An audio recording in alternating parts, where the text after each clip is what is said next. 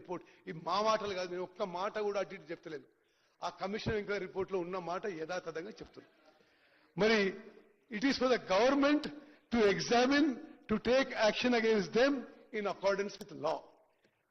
Speaker sir, మీ ద్వారా యావత్ తెలంగాణ ప్రజానాయకానికి మరి తెలియజేస్తున్నాం, ఈ ప్రభుత్వం ఏమాత్రం కక్ష సాధింపు చర్యలకు పాల్పడలే విషయాన్ని మీరు గమనించాలి.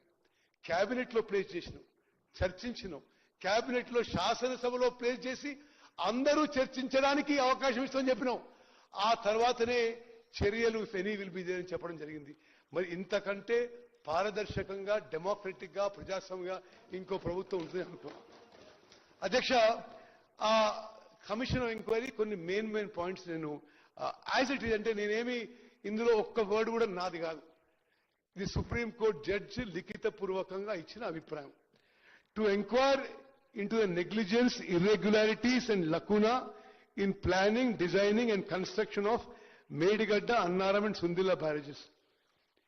Judge ఏమంటారంటే, it is held that there is wrong, అంటే wrong planning, and in some cases no planning in construction and completion of the 3 barrages in respect of preparation of estimates and granting administrative approvals and applying for and obtaining necessary permissions to approvals from the Central Water Commission. Speaker sir, మీ ద్వారా యావత్ తెలంగాణ రాష్ట్రానికి తెలియజేసుకున్నాం. మరి వాళ్ళకి ఎందుకు ఆతురుతుందో లేకపోతే ఏం మాత్రం ఉందో కానీ సిడబ్ల్యూసికి డిపిఆర్ అప్రూవల్ కాకముందే టెండర్లు పిలిచి కాంట్రాక్టర్లకి మాట్లాడుకున్నారు, పనులు మొదలుపెట్టింది without any approval from contractor, any approval from CWC, the contracts are awarded.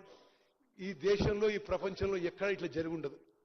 అదేవిధంగా ది ఎక్స్పర్ట్ కమిటీ, వారే నియమించిన ఎక్స్పర్ట్ కమిటీ ఎవరి గురించి అయితే మాజీ ముఖ్యమంత్రి కేసీఆర్ గారు శాసనసభలో చాలా గొప్ప మేధావులని, నైపుణ్యం ఉన్న వాళ్ళని, అనుభవం వాళ్ళని నేను కమిటీ పెట్టి వాళ్ళ ఒపీనియన్ ప్రకారం పోతున్నాడు, ఆ కమిటీ కూడా మేడిగడ్డ దగ్గర బ్యారేజ్ కట్టొద్దు అని స్పష్టంగా ఇచ్చిండ్రు. దెన్ వీళ్ళు ఏమన్నారు, ది తుమ్మిడేటి దగ్గర నీళ్ళు లేవు, అందుకోసమే మేడిగడ్డ దగ్గర కడుతున్నాం అని చెప్పినారు. ఆ రోజు కానీ తర్వాత కానీ జ్యుడిషియల్ కమిషన్ అన్ని రికార్డ్స్ పరిశీలించి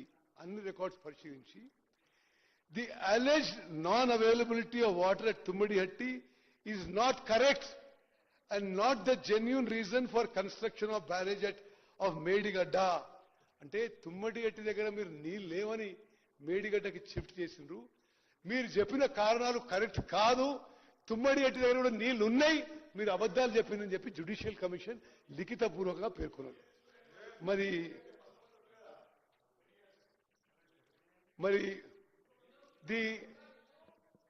the decision of this is I am reading exactly the Judicial Commission report. The decision of construction of barrage at Medigadda and also at Annaram and Sundilla is solely of the then Chief Minister. In the Judicial Commission Vakya. Then second is that to inquire into the manner of award and execution of contract, including but not limited to deviations in the contract and following strict financial discipline in execution of such contract. Contract పద్ధతి, tendering process, వ్యాప్కోస్ తో ఉన్న మరి DPR తీసుకునే విషయం, అన్ని విషయాల్లో all norms have been violated అని చెప్పి జ్యుడిషియల్ కమిషన్ పేర్కొంది. అదేవిధంగా అసలు టెండర్ పద్ధతే ఈ కాళేశ్వరం ఇరిగేషన్ కార్పొరేషన్ పెట్టిన తర్వాత అసలు మీరు ఫాలో అయిన టోటల్ ప్రొసీజర్ ఇల్లీగల్ అని చెప్పడం జరిగింది. ఒక ఇల్లీగల్ ప్రొసీజర్ ఫాలో చేస్తూ 1,00,000 కోట్లు ఖర్చు పెట్టి, ఆ 1,00,000 కోట్లు ఖర్చు పెట్టిన తర్వాత బ్యారేజ్ కూలిపోయి, మరి ప్రభుత్వం ఏం చేయాలో అధ్యక్ష, మరి సభ్యులందరూ కూడా ఈ విషయాల్లో వారి అభిప్రాయం తెలియాలని మనం చేస్తున్నాం. అదేవిధంగా revise estimates 1, revise estimates 2 project cost పెంచుకుంటూ పోయినారు.